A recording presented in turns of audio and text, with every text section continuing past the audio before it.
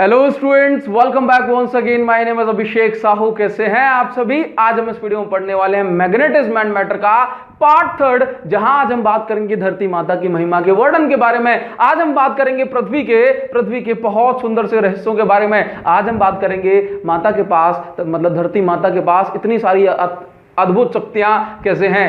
मतलब आज हम एक मॉडर्न साइंस के पॉइंट ऑफ व्यू से बात करने वाले हैं कि भाई माता के पास इतनी सारी जो है मैग्नेटिक फील्ड वगैरह ये कैसे आई, और जो है ना इससे जुड़े हुए काफी सारी बातें आज हम करेंगे जो कि हमारे क्लास 12 फिजिक्स में है। मैं आपसे वादा करता हूं कि आज के इस लेक्चर की आपको खुशबू आएगी। मैं आपसे वादा करता हूं कि आज के इस लेक्चर को देखने के बाद मस्त आपका रोम रोम सुगंधित हो जाएगा। बोला लेके आ जाओ एनसीईआरटी की कोई भी हेडिंग, आपको मस्त बता देंगे क्या है अर्थ की मैग्नेटिक फील्ड। जितना आपके सिलेबस में है ना, कम से कम आज तो हम उतना पढ़ेंगे जरूर, ठीक है ना। तो बस आज की इस वीडियो के लिए इतना ही कहना चाहूंगा कि जो बातें कही जाएं उसको नोट करोगे।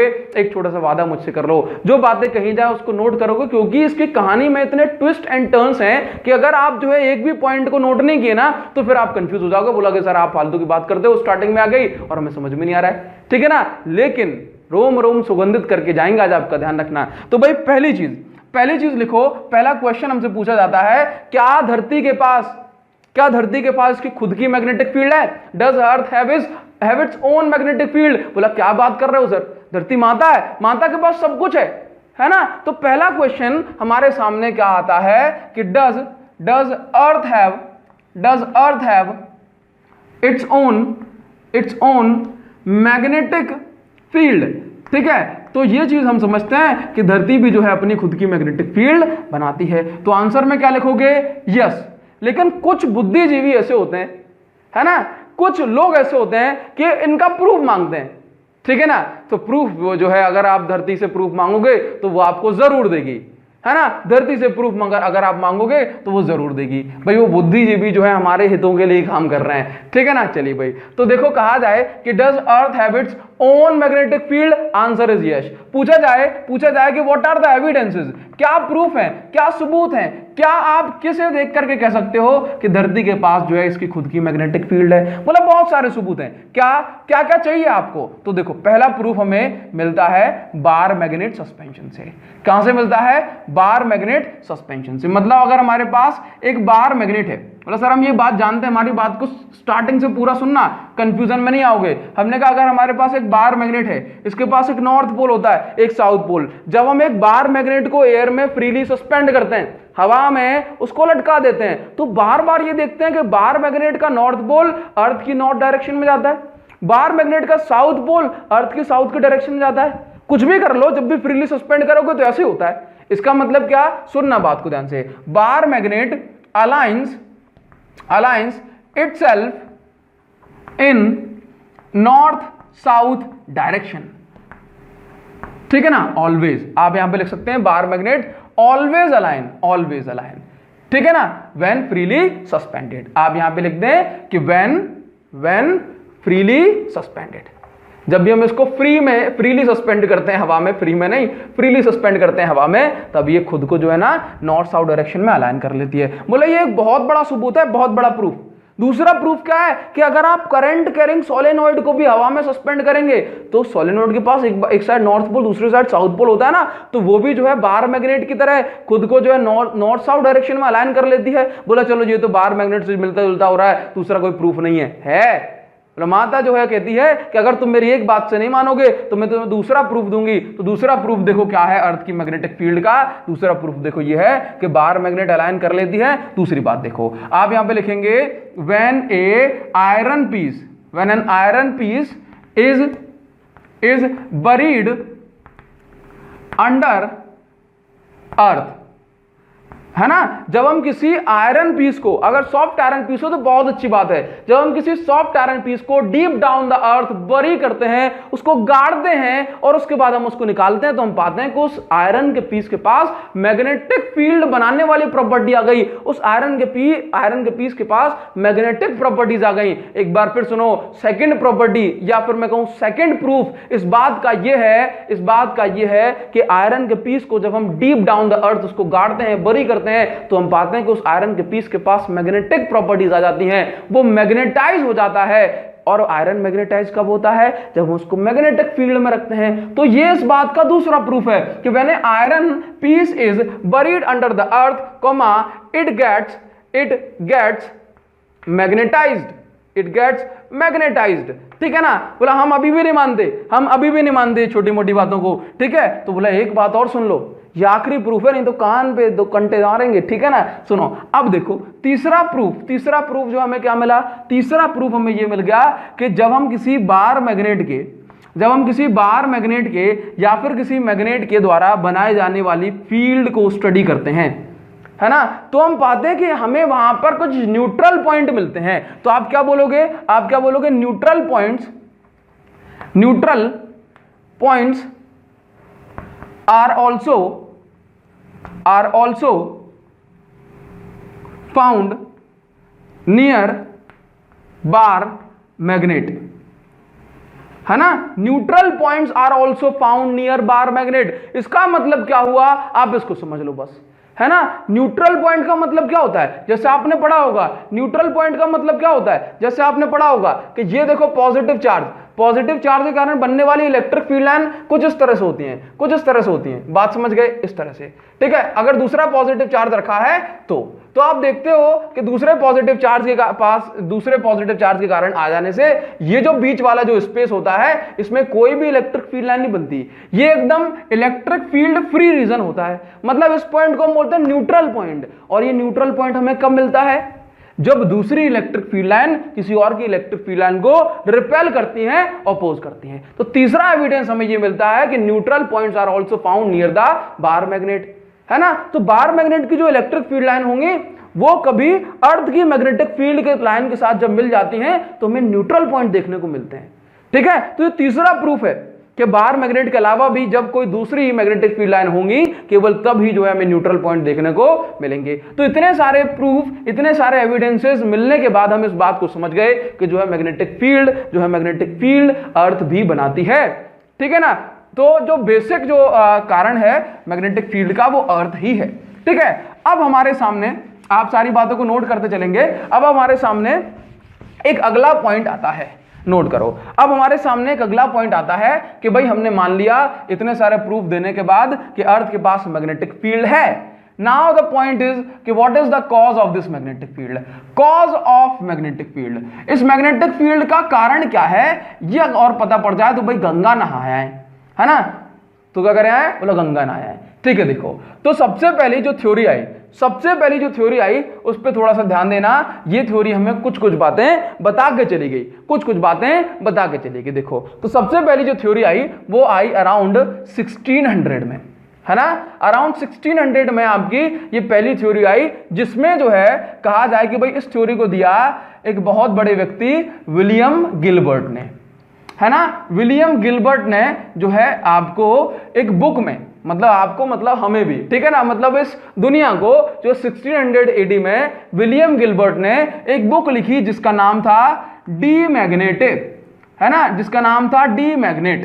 ठीक है, चलिए स्पेलिंग है इसकी ये, जिसका नाम था डी मैग्नेट, जिसमें उन्होंने बात की कि अर्थ के अंदर, मतलब इन्होंने पहला रीजन दिया, 3-4 थ्योरी आपको बताएंगे, आपको हर थ्योरी पे ध्यान देना है, लेकिन फोकस करना है आखिरी थ्योरी पे। ये बहुत इंटरेस्टिंग सी बातें आज आपको जानने को मिलेंगी। ठीक है ना? देखो अगर हम बात करें 1600 AD में विलियम गिलबर्ट एक साइंटिस्ट थे जिन्होंने जो है ना डी मैग्नेट अपनी एक बुक में लिखा कि अर्थ जो है मैग्नेटिक फील्ड बनाती है because earth has a imaginary bar magnet. क्या उन्होंने बोला कि भाई अर्थ के पास जो है एक इमेजिनरी बार मैग्नेट है, ठीक है? तो देखो स्टार्टिंग में जो थ्योरी आती है उन पर थोड़ा विश्वास किया जाता है ना, क्योंकि जो है बोला जाए कि भाई किसी और ने इस चीज को लेकर के थ्योरी नहीं दी, लेकिन जो है कोई एक व्यक्ति आ गया जिसने अपने जो है रीजन से, जिसने अपने लॉजिक लगाए और जो है थ्योरी दी। तो सबसे पहले तो आपको जो है ऐसा तो नहीं बोलोगे ना, अरे ये कमी है निकाल के दिखाओ, तो कमी बता दो। अगर आपके पास कुछ कमियां नहीं है निकालने को तो आपको थ्योरी को मानना पड़ेगा, है ना? तो कुछ समय के लिए थ्योरी मानी भी गई होगी, लेकिन जब किसी थ्योरी में कोई गलतियां दिखती हैं, हमें कुछ लॉजिक ऐसे मिलते हैं जो कि जो है कोई दूसरा ऐसा बोले, कुछ लॉजिक ऐसे मिलते हैं जो साइंस के नजरिए से गलत हैं, तो फिर जो है उनको गलत मानना पड़ता है। ठीक है ना? तो ये जो थ्योरी हमें मिली इसमें सुनो इन्होंने क्या कहा, अब बात को सुनना, है ना। ये देखो हमने बनाया, ये अर्थ है, यहां से आपको सारी बात को सुनना है। तो विलियम गिलबर्ट ने क्या कहा कि अर्थ के जो मैग्नेटिक फील्ड है उसका कारण ये है कि अर्थ के पास एक इमेजिनरी, कैसी, एक इमेजिनरी बार मैग्नेट है।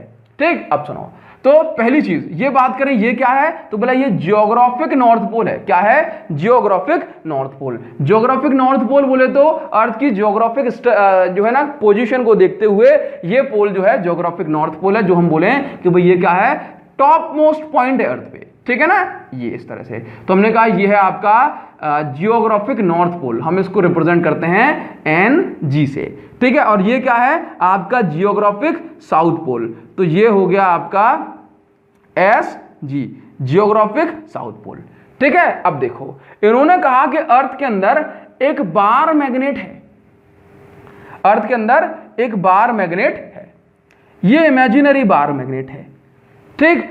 और इन्होंने बताया कि इस बार मैग्नेट का, बात को सुनना, इन्होंने बताया, अभी आप सारी बातों को सुनना, इन्होंने बताया कि इस बार मैग्नेट का जो नॉर्थ पोल है वो नीचे की साइड है, जबकि साउथ पोल जो है वो ऊपर की साइड है। बार मैग्नेट का नॉर्थ पोल नीचे की साइड है और साउथ पोल ऊपर की साइड है, ऐसा बताया इन्होंने, ठीक है। बोला ऐसा क्यों बताया, तो ऐसा इसलिए बताया कि मान लो अगर मैं यहां पर एक जो है ना एक बार मैग्नेट को एयर में फ्रीली सस्पेंड करूं, ठीक है ना, एक बार मैग्नेट को एयर में फ्रीली सस्पेंड करूं, तो इस बार मैग्नेट का जो नॉर्थ पोल है अर्थ के नॉर्थ को बताएगा, ठीक है। बार मैग्नेट का जो साउथ पोल है वो अर्थ के साउथ को रिप्रेजेंट करेगा। जरा सोचो कि मैंने एक मैग्नेट को एयर में फ्रीली सस्पेंड किया, उसका नॉर्थ पोल अगर यहां दिखा रहा है, साउथ पोल नीचे दिखा रहा है, तो सोचो ये नॉर्थ पोल ऊपर जब ही जाएगा जब इसको अट्रैक्शन मिल रहा हो मैग्नेटिक साउथ पोल से, है ना। और ये साउथ पोल नीचे जब ही जाएगा जब नीचे नॉर्थ पोल हो। बात समझ रहे हो, जरा सोचने की कोशिश करो भाई। अगर मैंने ये कह दिया कि जो है मैग्नेट का जो नॉर्थ पोल है दूसरे मैग्नेट के साउथ पोल को अट्रैक्ट करता है, और अगर मैं कह दूं नॉर्थ पोल को रिपेल करता है, तो ये नॉर्थ पोल जो है बार मैग्नेट का जिसको हमने हवा में लटकाया है, ये किसी नॉर्थ पोल के पास तो नहीं जाएगा, है ना, ये नॉर्थ पोल को उल्टा रिपेल करता है ना। तो ये जो है नॉर्थ पोल के पास नहीं जाएगा, ये कहां जाएगा, ये साउथ पोल के साथ अट्रैक्ट होगा। बात समझ गए ना। तो देखो, और इसका जो साउथ पोल है ये नॉर्थ पोल के साथ अट्रैक्ट होगा। तो यहां से हम ये समझ सकते हैं जो इमेजिनरी बार मैग्नेट है नीचे उसका नॉर्थ पोल होगा और ऊपर उसका साउथ पोल होगा, है ना। तभी तो इसका अट्रैक्शन के कारण बार मैग्नेट का जो नॉर्थ पोल है वो इस साइड होता है और इसका साउथ पोल इस साइड होता है। तो यहां पर हमें एक रीजन मिला कि अर्थ के अंदर जो इमेजिनरी बार मैग्नेट अगर है तो जो है इसका नॉर्थ पोल नीचे और साउथ पोल ऊपर होना चाहिए, ठीक। अब सुनो, लेकिन ये जो थ्योरी है इसमें कुछ पॉइंट ऐसे निकले जिसको जो है ना हजम कर पाना थोड़ा सा मुश्किल हो रहा था। क्या, जैसे मान लो कुछ लोगों ने कहा कि अगर अर्थ के पास जो है इस तरह से बार मैग्नेट है तो फिर ये बड़ा ही असंभव सी बात होती है। क्यों, क्योंकि अर्थ के अगर अंदर के टेम्परेचर की बात करें, अगर हम अर्थ के कोर की टेम्परेचर की बात करें जो कि इसका सबसे अंदर वाला पोर्शन होता है, तो अर्थ के कोर का जो टेम्परेचर होता है अराउंड 5700 केल्विन, मतलब around 5500 degree Celsius, 5400 degree Celsius, इतना ज्यादा टेम्परेचर होता है, इतना ज्यादा टेम्परेचर, है ना, कि अगर लोहा रख दिया जाए तो पिघल जाएगा, ठीक। तो अराउंड 5500 डिग्री सेल्सियस टेम्परेचर होता है अर्थ की कोर का, ठीक। अगर इसके अंदर कोई बार मैग्नेट रखी भी है इमेजिनरी, तो इतने ज्यादा टेम्परेचर पर कोई भी जो है परमानेंट मैग्नेट हो, कोई भी परमानेंट मैग्नेट अपनी मैग्नेटिक प्रॉपर्टीज को लूज कर देती है। बात समझ गए, कोई भी परमानेंट मैग्नेट अपनी मैग्नेटिक प्रॉपर्टीज को लूज कर देती है। तो क्या बोलोगे आप, ऐसे बोलोगे ये थ्योरी जो है अब फेल होती नजर आ रही थी। क्यों नजर आ रही थी, बोला अर्थ के अंदर एक इमेजिनरी बार मैग्नेट हो सकती है, लेकिन बताया गया अर्थ का टेम्परेचर तो भैया इतना ज्यादा है ना, सन की सरफेस के अप्रोक्स इक्वल है ये, ठीक है ना, क्योंकि सन की सरफेस का जो टेम्परेचर होता है अराउंड 6000 डिग्री सेल्सियस होता है। अब इसका जो है ना अराउंड जो है 5500 डिग्री सेल्सियस, इतना प्रेशर, इतना ज्यादा टेम्परेचर, तो ये मैग्नेट उसको सहन नहीं कर पाएगी। तो क्या बोलोगे, इसका ये पॉइंट जो है ये हो जाएगा टेम्परेचर इनसाइड द अर्थ या inside the core is so high that any permanent magnet cannot with stand, है ना। कोई भी परमानेंट मैग्नेट इस कंडीशन में जो है टिकी नहीं रह सकती। With stand it's magnetic properties, ठीक है ना। चलिए बात को समझने की कोशिश करो। तो इसका मतलब क्या हो गया, इसका मतलब ये हो गया कि ये थ्योरी अब फेल हो गई। इसका मतलब इसके अंदर कोई ऐसी इमेजिनरी बार मैग्नेट नहीं है। अब आगे की बात बताते हैं, इस थ्योरी के बाद हम आगे की बात बताते हैं। अब इस डायग्राम को थोड़ा सा इतना ही ध्यान रखना और उसके बाद जो जो बातें बताते जाएं उसको पूरी तरह से नोट करना, ठीक है। इस चीज को मैं हटा दूं, आप इस पॉइंट को नोट कर सकते हैं आराम से, ठीक। अब देखो दूसरी थ्योरी जो आई वो किस तरह से थी, ठीक है। चलो देखो, इसके बाद काफी सारी थ्योरीज आई। तो एक थ्योरी जो है दी प्रोफेसर ब्लैकेट ने, ठीक है ना। अब इनके नाम के पीछे अपन डिस्कशन नहीं करेंगे, बोला ये प्रोफेसर ब्लैकेट नाम है इनका या फिर ब्लैके नाम है, कुछ भी कह दो भाई, प्यार से कहना है आपको, ठीक है ना। चलिए तो भाई प्रोफेसर, अब देखो सारी थ्योरी को नोट नहीं करेंगे। प्रोफेसर ब्लैकेट ने थ्योरी दी कि अर्थ की जो मैग्नेटिज्म है, मैग्नेटिक फील्ड है, उसका कारण क्या है, ठीक है ना। तो उन्होंने दिमाग लगाया अपना कि देखो मैग्नेटिक फील्ड बनती है, सुनना बात को, उन्होंने कहा मैग्नेटिक फील्ड बनती है चार्ज के कारण से। जब चार्ज मोशन में होते हैं तो अर्थ के पास चार्ज कैसे आया, तो उन्होंने कहा कि देखो ऐसा है कि इस दुनिया में जो कुछ भी है वो सब कुछ जो है चार्ज पार्टिकल के तो मिलकर बना है, मतलब प्रोटॉन्स का बना है, इलेक्ट्रॉन्स का बना है। और जब अर्थ घूमती है तो ये चार्ज पार्टिकल भी घूमते हैं, ऐसा उनका कहना था। ये थ्योरी सही नहीं है, अर्थ घूमते चार्ज पार्टिकल भी घूमते हैं, चार्ज पार्टिकल घूमते तो करंट बनता है, करंट बनता है तो बन गई मैग्नेटिक फील्ड। अरे ये कोई बात हुई क्या, तो ये थ्योरी अपनी गलत हो गई, ठीक है ना। तो आप इसमें याद रख सकते हो, आप इसमें बोल दो कि जो है ना इन्होंने बताया कि हर चीज जो है मिलकर बनी है प्रोटॉन एंड इलेक्ट्रॉन की, जब धरती घूमती है ये भी घूमते हैं, लेकिन जो है इनका दिमाग घूम गया था तो ये थ्योरी जो है गलत हो गई, ठीक है। चलिए ये थ्योरी भी गलत हो गई। और इसके बाद जो है एक थ्योरी और मिली जिसको हम कह सकते हैं भाई कॉस्मिक रे थ्योरी। कॉस्मिक रे थ्योरी, भाई जो लोग कॉस्मिक रे को नहीं समझते, अगर एक बेसिक इंट्रोडक्शन के तौर पे कहें तो कॉस्मिक रे बहुत ही एनर्जेटिक रे होती है जिसके अंदर जो है ना सब एटॉमिक पार्टिकल्स जैसे कि आपके जो है ना न्यूक्लियस, प्रोटॉन वगैरह होते हैं, ठीक है। लेकिन आप अभी के लिए ऐसा याद रखो कि कॉस्मिक रे क्या है, बहुत ज्यादा एनर्जेटिक रेज हैं। जो लोग इस बात को नहीं समझते हैं, जो कि धरती के बाहर से धरती पे आती हैं, ठीक है ना। तो देखो इन्होंने क्या कहा, कॉस्मिक रे थ्योरी ने क्या कहा कि भाई यहां पे ये रही हमारी अर्थ, और अर्थ के सराउंड मतलब अर्थ के आसपास होता है इसका एटमॉस्फेयर। इस एटमॉस्फेयर में है बहुत सारी गैसेस और बहुत सारे पार्टिकल। तो जब ये कॉस्मिक रे आती हैं तो इसमें से एटमॉस्फेयर के जो इलेक्ट्रॉन्स हैं वो निकल के बाहर चले जाते हैं, या फिर ऐसा बोले बाहर जाने का मतलब है कि अपने एटम में से निकल जाते हैं, अपने एटम में से निकल गए तो इलेक्ट्रॉन भी चार्ज पार्टिकल है, और जो है आपके एक एटम का चार्ज पार्टिकल बचा, बोलो पॉजिटिव मतलब प्रोटॉन, या फिर सॉरी पॉजिटिव चार्ज पार्टिकल। देखो कॉस्मिक रे आई, इलेक्ट्रॉन निकला, जो है ये आपका एटमॉस्फेयर आयोनाइज हो गया। उन्होंने कहा ऐसा सच नहीं है, ये आपका आयोनाइज हो गया। उसके बाद जो है ये धरती घूम रही है मतलब charge particle, ionize charge particle घूम रहे हैं, करंट बना रहे हैं और बन रही है मैग्नेटिक फील्ड। ये थ्योरी भी गलत हो गई, ठीक है ना। अब आती है हमारी मेन थ्योरी। अब देखो जो फाइनल थ्योरी जो हमें मिली वो थी जो है ना, दो साइंटिस्ट हम कह सकते हैं या फिर दो प्रोफेसर वगैरह होंगे, लेकिन हमें तो जो है ना आप नाम याद रख लो भाई, बुलार्ड एंड जो है एक और साइंटिस्ट थे जिनका नाम था एलास्टर, ठीक है ना। भाई बुलार्ड थे यूके के रहने वाले और एलास्टर थे यूएसए के रहने वाले। बोला सर क्या कहानी है, ठीक है ना। देखो बुलार्ड एंड एलास्टर ने जो थ्योरी दी, ये थ्योरी अभी तक की डेट में लेटेस्ट है, सबसे ज्यादा सपोर्ट की जाने वाली थ्योरी है, और जो ये थ्योरी कहती है वो अकॉर्डिंग टू साइंस सही भी नजर आ रहा है जो हमने अभी तक पढ़ा है, ठीक है ना। देखो तो वही लड़ाई फिर से वही थी कि मैग्नेटिक फील्ड किस तरह से बनाती है अर्थ। तो इन्होंने क्या कहा, इन्होंने कहा कि जो अर्थ की जो कंपोजिशन है वो इसका एक मेन कारण है इसकी मैग्नेटिक फील्ड का। देखो इन्होंने बताया कि अर्थ, ये रही अर्थ, ठीक है। अर्थ के अंदर जो इनर पोर्शन है इसका, जो सबसे अंदर वाला पोर्शन है वो होता है कोर, ठीक है। इस कोर के अंदर होता है मॉल्टन आयरन एंड जिंक। अर्थ की कोर के अंदर होता है मॉल्टन iron and zinc, sorry nickel, मॉल्टन iron and nickel, ठीक है ना। जिंक को हमारी जुबान से हटा देना। देखो ठीक सुनो कि हमने कहा कोर के अंदर है मॉल्टन आयरन एंड निकेल। ध्यान सुनना, ये मॉल्टन का मतलब क्या, पिघला हुआ। तो आयरन और निकेल पिघल जाता है, दैट मींस कितना टेम्परेचर बताया आपको, अराउंड 5400 डिग्री सेल्सियस, ठीक है। अब जरा सोचना अब जरा सोचना कि आयरन निकेल ये मोल्टन फॉर्म में है, क्यों हो गए? क्योंकि टेम्परेचर है आपका जो है 5,500 डिग्री सेल्सियस। ठीक है, अगर मैं एक आयरन और निकेल के एटम की बात करूं तो कुछ ऐसा होगा, भाई न्यूक्लियस है, न्यूक्लियस है, बहुत सारे इलेक्ट्रॉन है, और जो है ना इसके पास इलेक्ट्रॉन काफी सारे इलेक्ट्रॉन्स हैं, काफी सारे इलेक्ट्रॉन्स हैं।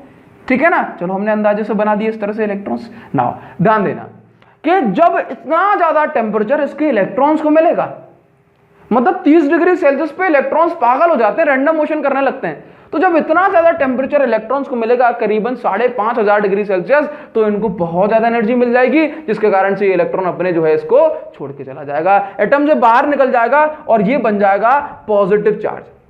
ये बन जाएगा पॉजिटिव चार्ज, मतलब आयरन और निकेल के जो एटम्स हैं वो पॉजिटिवली चार्ज्ड आयन बन जाएंगे। क्यों बन जाएंगे? क्योंकि इतने ज्यादा टेम्परेचर के कारण इसको जो है ना आयोनाइजेशन एनर्जी मिल गई इलेक्ट्रॉन को, इलेक्ट्रॉन हो गए फ्री और एटम बन गया पॉजिटिवली चार्ज्ड आयन। अब सुनना, अब धरती घूम रही है और उसके अंदर घूम रहे हैं इस तरह से positively charge ion, positively charge इससे आयन ऐसे घूम रहे हैं, मतलब क्या बना रहे हैं? Circulating current loop. मतलब क्या बना रहे हैं? एक सर्कुलर करंट लूप। जब करंट लूप बना रहे हैं तो फिर ऑब्वियस सी बात है भाई क्या बनेगी? मैग्नेटिक फील्ड बनेगी। बात समझ रहे हो? एक बार फिर समझो। हमने कहा अर्थ के अंदर इनर फेस में जो है वो है कोर। ठीक है, अर्थ की कोर का टेम्परेचर होता है करीबन 5,500 डिग्री सेल्सियस। अर्थ बनी होती है मोल्टन आयरन और निकेल से, सॉरी इसकी कोर मोल्टन आयरन और निकेल से। ठीक है ना, अब इस आयरन और निकेल की अगर हम बात करें तो ये एटम से मिलकर बना होगा, है ना, करीबन 5,500 डिग्री सेल्सियस। ये जो इतनी ज्यादा हीट होती है, इतनी ज्यादा एनर्जी होती है कि इस इलेक्ट्रॉन को आयोनाइजेशन एनर्जी मिल जाती है, मतलब ये इलेक्ट्रॉन अपनी ऑर्बिट से फ्री हो जाता है, और जो है ये जो एटम था वो पॉजिटिवली चार्ज्ड आयन बन गया। क्योंकि धरती भी घूम रही है तो ये पॉजिटिवली चार्ज्ड आयन भी घूमेंगे। जब ये पॉजिटिवली चार्ज्ड आयन भी घूमेंगे दैट मींस हमने कहा कि charges are in motion, when charges are in motion they form current, और जब करंट बनता है तो बनती है मैग्नेटिक फील्ड। तो ये जो है कॉमन सा, ये जो छोटू सा लॉजिक दिया गया किसके पीछे? अर्थ की मैग्नेटिक फील्ड के पीछे। फिर भाई बात आती है ना, तो आप यहां पे बोलोगे कि अब मैग्नेटिक फील्ड का कारण क्या, तो आप लिखेंगे यहां पर मोल्टन आयरन कोर, है ना, मोल्टन आयरन कोर। ठीक, यहां पर अब जो बातें मैंने बताई अब आप उसको लिख सकते हैं, पूरी कहानी हिंदी में लिख लो, मोल्टन आयरन कोर, और जो वो उसके अंदर आयनोइड वगैरह होते हैं और जो इस तरह से घूमने लगेगी। ठीक है, तो मैंने कहानी बता दी ना, अब आपको नोट कर लेना। ठीक है, अब देखो फिर से वही बात कि साइंस ऐसे नहीं मानता, साइंस ऐसे नहीं मानता, आपको उसको प्रूफ देने पड़ेंगे, आपको कुछ एविडेंसेस, कुछ गवाह, कुछ सबूत जो है लेकर के आने पड़ेंगे। तो देखो क्या एविडेंसेस मिले, है ना, आपको आर्टिकल दे दूंगा, आप इसको आराम से पढ़ सकते हो, आप इसको आराम से पढ़ सकते हो। ठीक है ना, कई सारी बुकों में लिखा हुआ है, मैं आपको स्क्रीनशॉट इसका दे दूंगा। ठीक है, देखो एविडेंसेस क्या हैं। एविडेंस इतने हैं कि भाई अगर इसके पास कोर के कारण ही, इसके पास मोल्टन कोर के कारण ही मैग्नेटिक फील्ड है, तो फिर देखते हैं, तो फिर स्टडी किया गया मून को, क्योंकि मून के पास इस तरह की कोई भी कोर नहीं है। ठीक है ना ही इसके अंदर जो है मोल्टन आयरन एंड निकेल भरा हुआ है, मतलब मोल्टन मेटल इसके अंदर नहीं है। तो मून के पास कोर नहीं है, मोल्टन आयरन एंड निकेल नहीं है, तो फिर हमने देखा कि फिर जो है इसके अंदर आयोनाइजेशन वगैरह भी नहीं होने चाहिए, फिर इसके अंदर चार्जेस भी नहीं होने चाहिए। ठीक है, अगर चार्जेस नहीं है तो फिर मैग्नेटिक फील्ड भी नहीं होने चाहिए। तो हमने मून की स्टडी की और पाया कि भाई मून के पास मैग्नेटिक फील्ड नहीं है, तो एक थ्योरी सपोर्ट में आई। ठीक है, फिर दूसरी बात हमने स्टडी की वीनस की। ठीक है, फिर हमने स्टडी की जुपिटर की।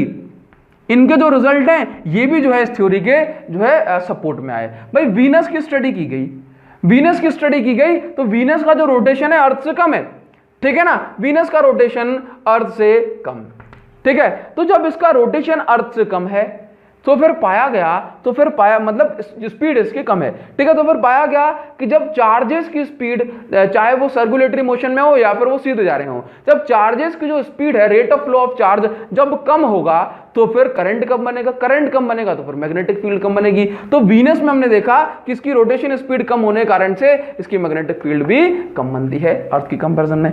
जबकि हमने जुपिटर की कंपैरिजन की, हमने किसकी कंपैरिजन की? हमने जुपिटर की कंपैरिजन की। तो जुपिटर की कंपैरिजन में हमने पाया कि भाई जुपिटर का जो रोटेशन है वो करीब 9 घंटे 55 मिनट, दैट मींस अप्रॉक्स 10 घंटे में पूरा हो जाता है। 10 घंटे में पूरा हो जाता है। इसके पास भी जो है ना, इसके पास भी कोर होती है और इसकी कोर में भरा होता है, इसकी कोर में भरा होता है मेटेलिक हाइड्रोजन, इसकी कोर में भरा होता है मेटेलिक हाइड्रोजन।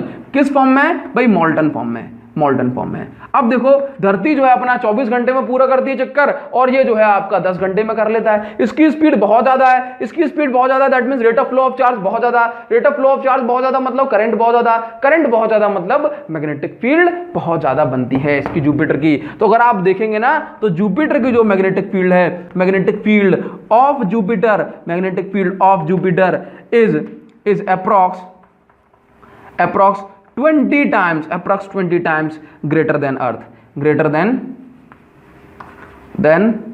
अर्थ। ठीक है, देखो अर्थ की जो है कितनी होती है, अर्थ की सरफेस पर जो मैग्नेटिक फील्ड है अराउंड 10⁻⁻4 टेस्ला है, 10⁻⁴ टेस्ला। इस बात को आप याद रखेंगे। तो इतने सारे जो एविडेंसेस हैं इसकी सपोर्ट में आ गए। जब इतने सारे एविडेंस सपोर्ट में आ गए कि भाई इसके पास भी जो है मोल्टन कोर होता है, इसके पास भी मोल्टन कोर होता है, तो बनती है मैग्नेटिक फील्ड। इसकी स्पीड ज्यादा तो इसके अंदर जो मोल्टन कोर के चार्जेस ज्यादा स्पीड से घूमेंगे तो इसके पास मैग्नेटिक फील्ड ज्यादा है। तो यही एविडेंसेस हमें देखने को मिलते हैं भाई। ठीक है, तो आप इन बातों को ध्यान रखेंगे, अब आप इन बातों को ध्यान रखेंगे। चलिए, तो ये अपनी बहुत शानदार सी थ्योरी हुई। अब इसके बाद मतलब अब हमें यह पता पड़ गया कि धरती माता जो है, जो मां पृथ्वी है, वो मैग्नेटिक फील्ड बनाती हैं। एविडेंसेस सबसे पहले हमने देखे कि कैसे पता बनाती हैं, तो हमने पढ़ लिया 12 मैग्नेट से, है ना, आयरन को बरी करके। इसके बाद हमने देखी ये कौन कौन सी थ्योरी, किन किन साइंटिस्ट ने कैसा कैसा दिमाग लगाया, ठीक है ना। और हमें ये जो थ्योरी मिल गई ये अब तक की डेट में सबसे ज्यादा ताजा थ्योरी है, सबसे ज्यादा सपोर्ट की जाने वाली थ्योरी है। लेकिन अभी भी इसके कोई ऐसे प्रूफ नहीं मिले जो ये इस बात को पूरी तरह से ठोक के कह दे कि हाँ यही रीजन है। ठीक है, लेकिन अभी तक जो नोन रीजन है वो सिर्फ इतना सा है जो हमने आपको बताया। ठीक, अब बात को सुनो।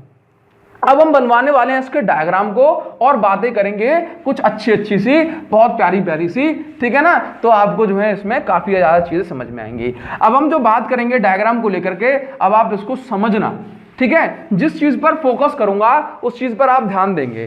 ठीक, अब सुनो, इसको हटा दें, वेट।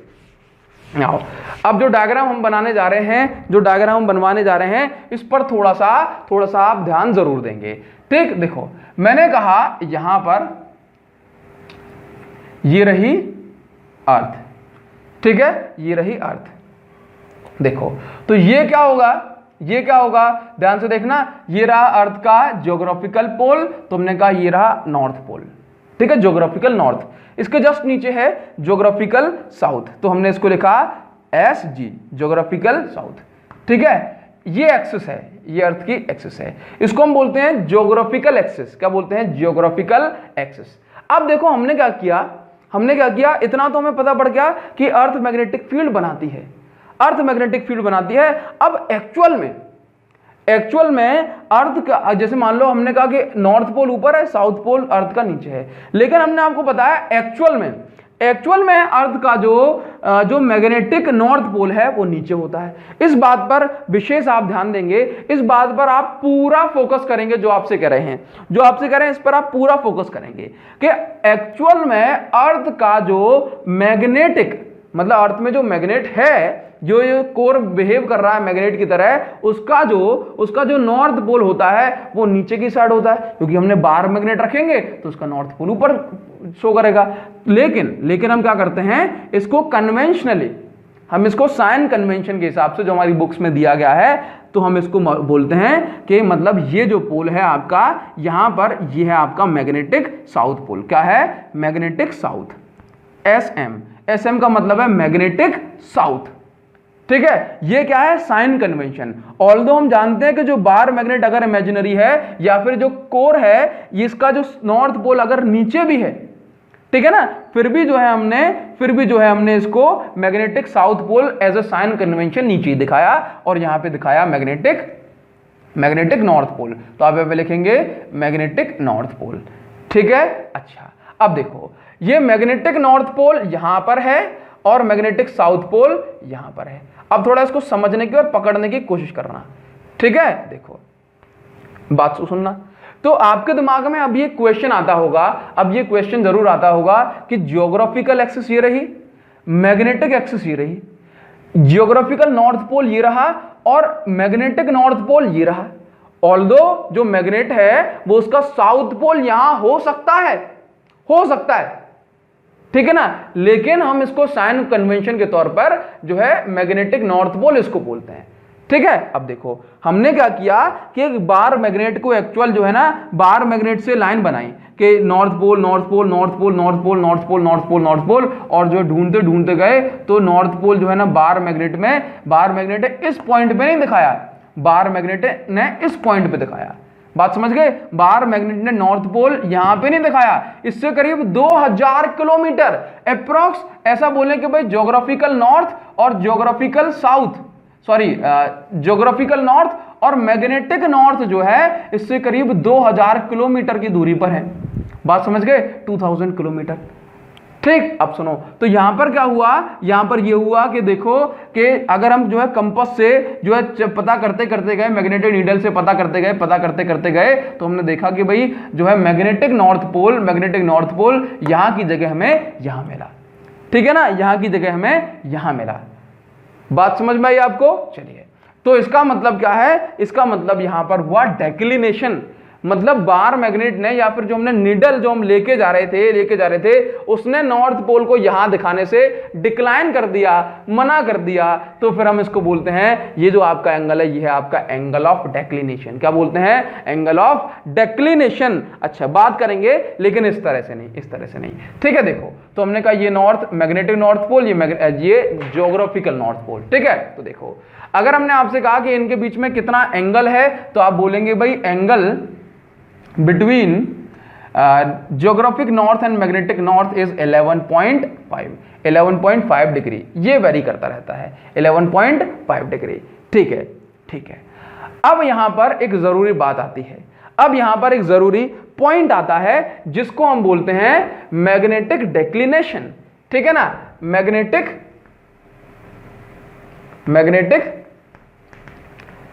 डेक्लिनेशन। कुछ लोग उसको डिक्लाइनेशन भी पढ़ते होंगे, एक ही बात है, ठीक। अब सुनो, मैग्नेटिक डेक्लिनेशन जिसको हम अल्फा से भी रिप्रेजेंट कर सकते हैं, ये क्या होता है? तो देखो, इससे पहले हमें पढ़ना होगा मैग्नेटिक मेरिडियन क्या होता है और जियोग्राफिक मेरिडियन क्या होता है, ठीक है। तो आप यहां पर हेडिंग बना सकते हैं मैग्नेटिक मेरिडियन, ठीक है, और आपका जो है जियोग्राफिक मेरिडियन, ठीक है। आप हिंदी में लिखेंगे, हम आपसे जो है ना बोलते चले जाएंगे, ठीक। मान लो मैंने कहा एक एप्पल लेना, क्या लेना? मैंने कहा एक एप्पल लेना। आप सबने जो है एप्पल खाए हैं दम से, ठीक है। ये अपन ने एप्पल ले लिया, बढ़िया बना है, मस्त, ठीक है। मान लो आपने एप्पल लिया, आपने जो है कई बार जो है एप्पल को आधा करके भी खाया होगा, मतलब भाई बहन ने जो है, आपके पास एक एप्पल है, आपने उसको बीच में से काटा, ठीक, आपने उसको बीच में से काटा। अब बीच में से काटा तो देखा कि ये एक प्लेन, एक दूसरा प्लेन, मतलब आप अगर एप्पल को बीच में से काट लोगे तो आपको फ्लैट फेस दिखाई देगा या नहीं देगा? हाँ, दांत से थोड़ा ना खाना है, ऐसे खाना है। ये एप्पल है, इसको बीच में से काटा, बिल्कुल बीचों बीच में से, है ना। जो उसका ऊपर वाला एक गड्ढा होता है एप्पल में, है ना, और एक नीचे वाला एक गड्ढा होता है, उनको टच कराते हुए, तो एप्पल का आप देखते हो कि एप्पल में जो है यहां पर एक छोटा सा ये गड्ढा टाइप का होता है नहीं होता? ठीक है ना, होता है नहीं होता? तो देखो, मान लो कि ये रही आपकी जो है जियोग्राफिकल नॉर्थ पोल और ये रहा आपका जियोग्राफिकल साउथ पोल। इसको इस तरह से काटना है एप्पल को कि भाई पर और बहन पर दोनों पर बराबर पड़े, तो आपको जो फेस है कुछ इस तरह का दिखाई देगा, मतलब फ्लैट फेस। इसी को अपन बोलते हैं प्लेन। क्या बोलते हैं? प्लेन, है ना। तो देखो, अगर हम अर्थ को एक एप्पल की तरह बीच में से काटें, आरी ले आओ, काट के देखो अपने घर के बाहर, है ना, इमेजिन करो हमने इसको बीच में से काटा, तो आपको ये ऐसे दिखाई देगा जैसे आपने एप्पल को काटा हो। तो जब आप इसको बीच में से काटोगे तो जो एप्पल का जो फेस दिखाई देगा इसको अपन प्लेन बोलते हैं। इसी तरह से अर्थ का जो फेस दिखाई देगा उसको भी हम प्लेन बोलते हैं, ठीक है ना। तो उस प्लेन का नाम होता है मेरिडियन। क्या होता है? मेरिडियन, ठीक है। तो अब देखो, हमने इस एप्पल को कुछ इस तरह से काटा कि ये था इसका ज्योग्राफिक नॉर्थ, ये था इसका ज्योग्राफिक साउथ। जब आपने इसको काटा, जो फेस आपको दिखाई दिया उसको हम बोलते हैं ज्योग्राफिक मेरिडियन, ठीक है ना। तो क्या बोलोगे? प्लेन पासिंग थ्रू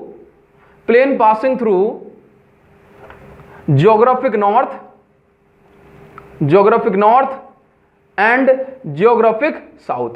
इमेजिन कर पा रहे हो आप? इमेजिन कर पा रहे हो भाई, मैंने कहा आपसे, आपने जो है धरती को बीच में से काटा तो आपको एक फेस इसका फ्लैट दिखाई देगा, दूसरा ऐसा फ्लैट दिखाई देगा, तो इसको आपने क्या बोला? इसको आपने बोला जियोग्राफिक मेरिडियन। ठीक है, अब मान लो आपका मन कर गया कि जो है आज तो हम स्टाइल से काटते हैं एप्पल को, तो आपने ये जो एप्पल लिया, आपने इसको इस तरह से नहीं काटा, आपने कहा आओ बहन आज हम जो है इसको दूसरे तरह से काटते हैं। आपने कैसे काट दिया? आपने इसको ऐसे काट दिया।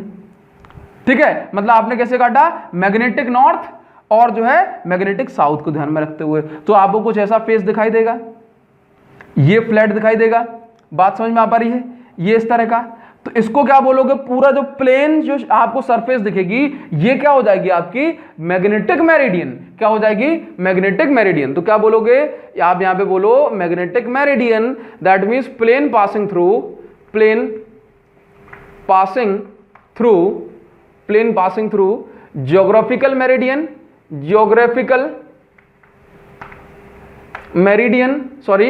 Plane passing through magnetic meridian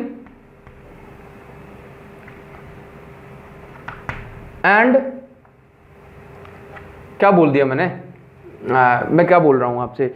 एक बार इसको और नोट कर लो, एक बार इसको और नोट कर लो। देखो, plane passing through magnetic north, आपको भी लग रहा होगा ना बोला सर क्या उल्टा सीधा बोल रहे हैं? Plane passing through magnetic north and magnetic south, क्या इतनी बात क्लियर है आपको? क्या इतनी बात क्लियर है? चलिए, तो अब अगर आपसे पूछा जाए, अब ये बात आपने नोट कर ली, अब आपसे पूछा जाए भाई मैग्नेटिक डिक्लिनेशन क्या होता है या फिर मैग्नेटिक डिक्लाइनेशन क्या होता है? इसको हम रिप्रेजेंट कर सकते हैं अल्फा से, ये क्या होता है? तो उस पर गौर करना। हमने कहा आपको दो प्लेन मिलेंगे, क्या मिलेंगे? दो प्लेन। ठीक है, एक ये प्लेन हो गया, ये मान लो अर्थ का प्लेन है, ठीक है ना, मतलब जियोग्राफिक मेरिडियन। इस तरह से आपने अर्थ को बीच में से काटा, और एक ये वाला प्लेन है इस तरह से, ठीक, ये इस तरह से, ठीक है ना, एक प्लेन दूसरा प्लेन, इनके बीच में कोई एंगल है, बात समझ गए? इसको हमने बोला एंगल ऑफ डिक्लाइनेशन। ठीक, तो देखो हमने कहा कि ये एक एंगल बन गया आपके पास, ये एक सरफेस हो गई और ये एक सरफेस हो गई, ठीक है ना, ये एक सरफेस हो गई और ये एक सरफेस हो गई। ठीक, सुनो, मतलब ये प्लेन जिसको हमने ज्योग्राफिक मेरिडियन नाम दिया, और ये पीछे वाला एक प्लेन, इस तरह से हमने इसको मैग्नेटिक मेरिडियन नाम दिया। तो इसके बीच में अगर एंगल अल्फा है तो इस एंगल को, अल्फा को हम बोलते हैं एंगल ऑफ डिक्लाइनेशन, और ये क्या है आपका? इस पूरे को हम बोलते हैं मैग्नेटिक डिक्लाइनेशन। ठीक है, तो आप इसको जो है ना एंगल ऑफ डिक्लाइनेशन भी कह सकते हो, एंगल ऑफ डिक्लाइनेशन। ठीक है, एंगल ऑफ डिक्लाइनेशन। ठीक है, अब चलो इतनी बात आपको समझ में आई। तो अगर आपसे पूछा जाए what is angle of declination, तो क्या बोलोगे? Angle between geographic meridian and magnetic meridian, angle between geographic meridian and magnetic meridian is called angle of declination, and this angle of declination changes और varies from place to place. चलिए, यहां पर एक छोटी सी कहानी और, जिसको हम बोलते हैं भाई एंगल ऑफ इंक्लाइनेशन, ठीक है, तो चलो इस बात को हटाएं, इस चीज को हटा दें, हटाएं इसको। ठीक है, देखो एंगल ऑफ इंक्लाइनेशन,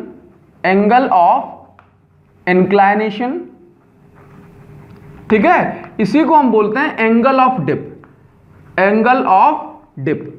ठीक है, इसको हम रिप्रेजेंट करते हैं डेल्टा से। बहुत इंपॉर्टेंट कॉन्सेप्ट है, आपको आराम से समझ में आएगा, टेंशन मत लो। ठीक है, लेकिन इसके पहले हमें एक छोटी सी बात याद आई कि हम एक चीज आपको बताना भूल गए, तो आप इस पे जो है छोटा सा नजर मारें, ठीक है, थोड़ा सा ध्यान दो।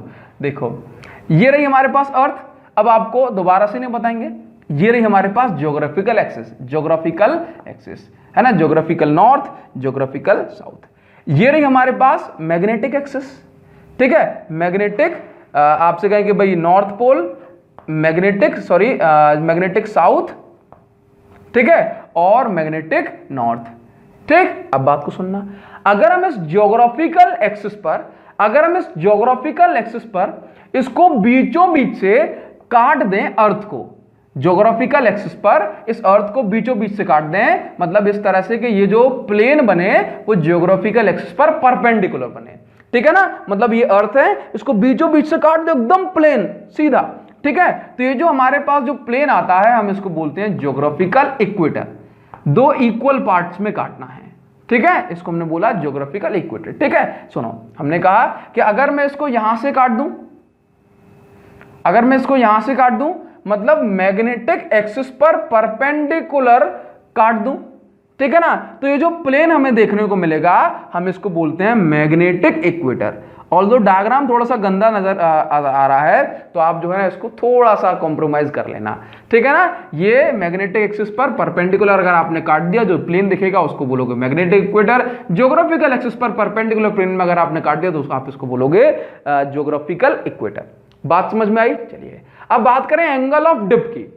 या एंगल ऑफ इंक्लिनेशन क्या होता है? तो डिप समझते हो, डिप का मतलब डुबा के खाना, डुबा के खाना नहीं, डिप का मतलब डुबाना, ठीक है। बोला बिस्किट है डिप करके खा लो, है ना, बोला एक डिप ले लेने, मतलब क्या है कि एक बार बिस्किट को चाय में डुबा लेने दो, ठीक है ना। तो डिप कैसे करते हैं? पानी में डिप कैसे करते हैं? चाय में डिप कैसे करते हैं? क्या बिस्कुट को ले जाके पानी में, या पानी में कौन खाता है? बोला दूध में, चाय में ऐसे करते हो? नहीं ना, लिया बिस्किट, ये लिया, डुबाया, खा लिया, डिप किया, खा लिया, डिप किया, खा लिया। इसका मतलब क्या कि बिस्किट को आपको वर्टिकल प्लेन में डुबाना होता है। कैसे? वर्टिकल प्लेन में डुबाना होता है। बात समझ में आ गई ना? तो देखो अभी तक हमने पढ़ा था कि हमारे पास जो नीडल है, जो कंपास है, वो उसकी जो नीडल है ना वो हॉरिजॉन्टल प्लेन में घूम पाती है, हॉरिजॉन्टल प्लेन में वो रोटेशन कर पाती है। ये नॉर्थ घूम गई साउथ, नॉर्थ साउथ, इस तरह से। लेकिन अगर हमें डिप कराना है, डिप एंगल जानना है, तो हमें डिप नीडल की जरूरत पड़ेगी। किसकी जरूरत पड़ेगी? डिप नीडल की। इसको हम जो है मैग्नेटिक नीडल में क्या बोलते हैं? डिप नीडल, ठीक है। ये क्या करती है? ये नीडल ऐसी होती है कि भाई इसको जो है ना हम वर्टिकल घुमा सकते हैं। कैसे घुमा सकते हैं? वर्टिकल प्लेन में, मतलब ये ऊपर भी जा सकती है और नीचे भी जा सकती है। इससे पहले हम आपको थोड़ी सी कहानी और बताएं। हम इस नॉर्थ पोल को जो है ना, मैग्नेटिक नॉर्थ को नॉर्थ सीकिंग पोल भी कहते हैं। Page number 186 NCERT, page number 186 NCERT book को पढ़ोगे आपको सारी बातें समझ में आ जाएंगी। तो हम इसको नॉर्थ सीकिंग पोल भी कहते हैं। इसको हम साउथ सीकिंग पोल भी कहते हैं, साउथ सीकिंग पोल। सीक समझते हो ना, मतलब खोजते हुआ ना, खोजना। तो अगर हम एक मैग्नेटिक नीडल को यूज करें और इसको जो है यूज करते मैग्नेटिक नीडल की हेल्प से आए, तो जो है ना मैग्नेटिक नीडल हमें नॉर्थ पोल यहां दिखाती है और साउथ पोल यहां दिखाती है। बात समझ में आ गई ना? मैग्नेटिक नीडल नॉर्थ पोल यहां दिखाती है, that's why this is called magnetic north pole या फिर नॉर्थ सीकिंग पोल। और ये रहा आपके पास south seeking pole. Magnetic needle आएगी, सीक करते हुए खोजते आएगी और ये इसको साउथ पोल मिलेगा, ठीक है। अब बात करते हैं एंगल ऑफ डिप की। तो देखो एंगल ऑफ डिप क्या होता है। हम जानते हैं ऑल्दो धरती हमारी गोल है, लेकिन किसी भी पॉइंट पर अगर आप उसको देखोगे तो प्लेन नजर आती है ना, ठीक है ना। तो देखो हम जो कैलकुलेशन या फिर बोलें जो मेजरमेंट करते हैं वो कुछ इस तरह से करते हैं कि हमारे पास जो है एक डिप नीडल है। डिप नीडल क्या करती है कि नॉर्थ पोल को ढूंढते आई और जैसे ही इस पॉइंट पे आएगी ये नीडल इसके अंदर ऐसे बिल्कुल 90 डिग्री बनाएगी। कैसे बनाएगी? 90 डिग्री। 90 डिग्री किसके रिस्पेक्ट में बनाएगी? किसके रिस्पेक्ट में बनाएगी? With respect to horizontal surface, ठीक है। तो क्या बोलोगे आप? यहां पे बोलना एंगल ऑफ डिप। एक बार बताते हैं, अभी एक बार बताते हैं, टेंशन मत लो। हमने कहा angle of dip is the angle made by dip needle in magnetic plane या फिर बोलूं in magnetic meridian, ठीक है, with respect to horizontal surface of earth, horizontal surface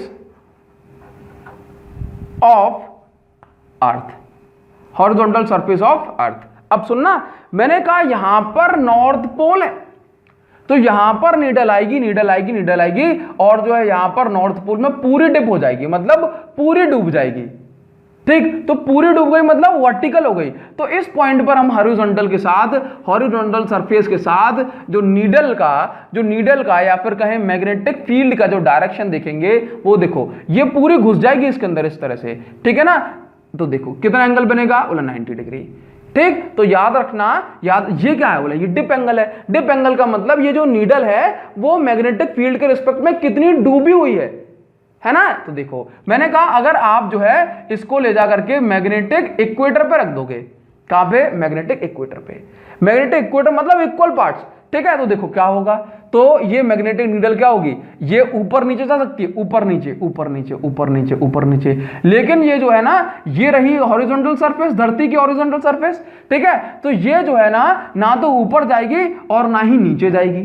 तो बताओ धरती की हॉरिजॉन्टल सरफेस ऐसे है, ठीक है, और नीडल ना तो ऊपर गई ना नीचे गई, ना ऊपर गई ना नीचे गई, तो फिर क्या हो जाएगा, ये यहां पर आप बोलोगे कि मैग्नेटिक इक्वेटर पे, मैग्नेटिक इक्वेटर पे, मैग्नेटिक इक्वेटर पर angle of dip, angle of dip कितना होता है, तो आप बोलोगे भाई 0 डिग्री, 0 डिग्री, ठीक है। जबकि जैसे मान लो अब यहां पे देखा आपने, बोला ये नीडल ऐसे है, यहां पे देखोगे तो नीडल ये देखो हॉरिजॉन्टल सरफेस यहां पे ऐसे, लेकिन नीडल क्या हो जाएगी, बोला नॉर्थ पोल को ढूंढ रही है तो ऐसे झुकेगी हल्की सी, ये एंगल हो जाएगा हॉरिजॉन्टल सरफेस के साथ कितना बन रहा है। यहां पर जो है, यहां पर हॉरिजॉन्टल सरफेस ऐसे है, थोड़ा नॉर्थ पोल थोड़ा पास में आ रहा है, तो ये जो है नीडल इस तरह से झुक गई। बात समझ में आ गई आपको। तो देखो कहने का मतलब हमारा ये है कि मैग्नेटिक इक्वेटर पर जो एंगल ऑफ डिप बनेगा, डिप मतलब ये जो नीडल है वो पोल तक पहुंचते पहुंचते कितना झुक रही है, एंगल किसके साथ में, जैसे मान लो ये रही अर्थ की सरफेस, ये रही अर्थ की सरफेस और ये रही नीडल, देखो ये रही अर्थ की सरफेस, ये रही नीडल, ठीक है ना। अब देखो हमने इसका मेजरमेंट किया, अब ये इतना झुक गई, इतना झुक गई, तो ये अर्थ की सरफेस के साथ और इसका जो एंगल है उसको बोलते हैं एंगल ऑफ डिप। अब मान लो ये पूरा झुक गई पोल्स पर, मैग्नेटिक पोल के आते हुए, तो अर्थ की सरफेस और जो है ना ये जो नीडल है इसका जो एंगल बन रहा है वो कितना है, वो 90 डिग्री। तो बोलोगे कि मैग्नेटिक पोल्स पर, मैग्नेटिक पोल्स पर एंगल ऑफ डिप कितना होता है, 90 डिग्री। बात समझ में आई आपको। चलिए इस बात को नोट करेंगे अपन, एक छोटा सा कैलकुलेशन कहें या छोटी मोटी जो है डेरिवेशन कह दो, या फिर छोटी मोटी कुछ बातें, एक बात हमें और करनी है, ठीक है। लेट्स से हम इस पॉइंट पे देखें, इस पॉइंट पर यहां पे हमने देखा, यहां पे हमने देखा ये अर्थ की हॉरिजॉन्टल सरफेस, इस डायरेक्शन में मैग्नेटिक, देखो मैग्नेटिक फील्ड लाइन यहां से नीचे से निकलेंगी और ऊपर पहुंचेंगी, तो इस डायरेक्शन में जो है ना नीचे की साइड जो है मैग्नेटिक फील्ड लाइन जा रही है। हमने कहा नीडल रही ऐसे, हमने कहा नीडल रही ऐसे, इस तरह से इस पॉइंट पे, ये रही हमारी हॉरिजॉन्टल सरफेस प्लेन की, ठीक है सर, अर्थ की। तो ये जो मैग्नेटिक फील्ड की डायरेक्शन होगी वो कुछ इस डायरेक्शन में होगी, ठीक है। तो हम ऐसा बोलते हैं कि let's say magnetic field is in this direction, ये रही मैग्नेटिक फील्ड की डायरेक्शन, ठीक है ना। चलिए ये रही मैग्नेटिक फील्ड वेक्टर।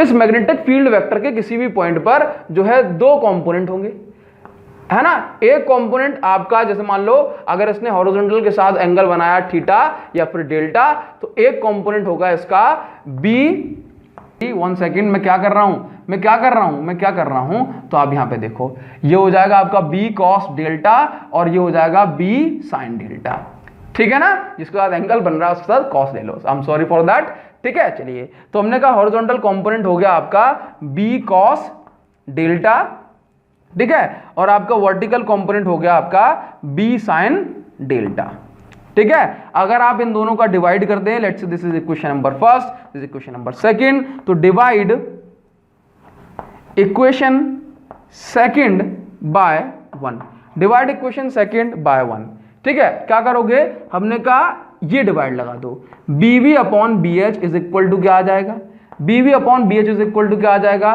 देखो 10 डेल्टा आ जाएगा, नहीं आ जाएगा, 10 डेल्टा।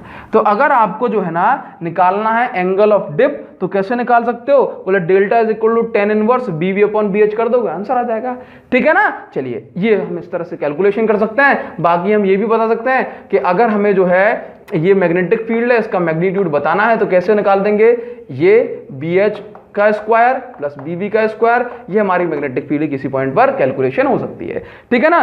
तो आई होप आपको ये सारी बातें जो आज मैंने इस वीडियो में आपको बताई, जो आज की इस क्लास में हमने पढ़ी, वो सारी बातें समझ में आई होंगी। अगर आपको समझ में आया तो कमेंट सेक्शन में लिखना ना भूलें, सर समझ में आ गया, ठीक है। खुशबू आई तो खुशबू के बारे में भी जरूर लिख देना, बोला सर आज तो खुशबू पक्का आ गई, ठीक है ना। इसके साथ साथ अगर आप चाहते हो कि मेरी एनर्जी बहुत सारे स्टूडेंट तक पहुंचे, मेरी एनर्जी कुछ और स्टूडेंट तक पहुंचे ताकि मैं और एनर्जी अपने लेक्चर्स में डाल पाऊं, तो आप इस वीडियो को कॉपी, इसकी जो है ना, इसकी लिंक को कॉपी करके अपने व्हाट्सएप पर अपने फ्रेंड्स के साथ शेयर कर सकते हो, अपने स्कूल फ्रेंड्स के साथ, अपने कोचिंग फ्रेंड्स के साथ शेयर कर सकते हो। तो जितने ज़्यादा स्टूडेंट्स के पास ये वीडियो पहुंचेगी उनको भी बेनिफिट होगा और मुझे थोड़ी सी और मोटिवेशन मिलेगी कि मैं और ज़्यादा एनर्जी अपने लेक्चर्स में डाल पाऊँ। Thank you so much guys, thanks a lot, wish you all the best for your bright future. See you in the next video. Thank you.